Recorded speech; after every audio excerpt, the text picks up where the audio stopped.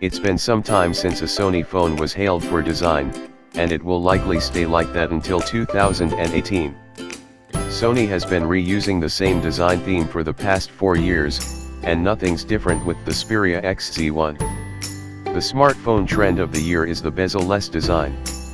It's where the edges flanking the screen are as small as possible for a truly immersive experience, such as the Galaxy Note 8, the LG V30, and the iPhone X.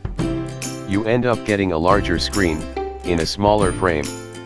You won't find an edge-to-edge display here, as Sony is sticking with a somewhat large forehead and chin on this device. The result looks dated. Like other Sony phones, the XZ1 sports a sharp rectangular design. It's different from other phones on the market that opt for rounded corners and an overall softer look. The back is incredibly minimal, which we like. The camera sits on the top left corner with a slight bump, and the Xperia logo is in the middle. The left edge of the phone is where you'll find the SIM and micro SD card slot, which is a little finicky.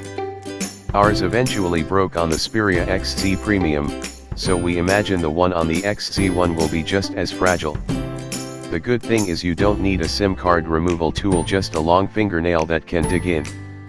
On the right is the power button, volume rocker, and a camera button. We always like to see dedicated shutter buttons, and wish more manufacturers added them in. On the XZ1, you can immediately launch the camera by pressing the button and use it to capture photos and videos. The power button is indented, it doesn't stick out like traditional buttons. On the top, you might be pleased to know there's a headphone jack. You may have noticed something missing, there's no fingerprint sensor.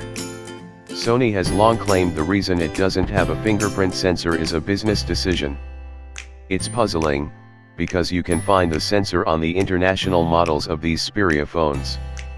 The lack of a fingerprint sensor is inconvenient, especially since you can use it to unlock banking and other security-sensitive apps.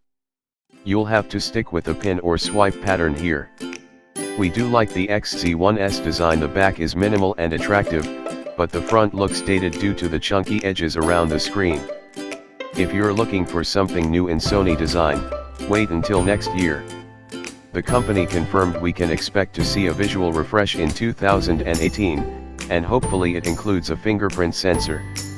Top-tier performance. You'll hardly have any issues with the Sony Xperia XZ1's performance.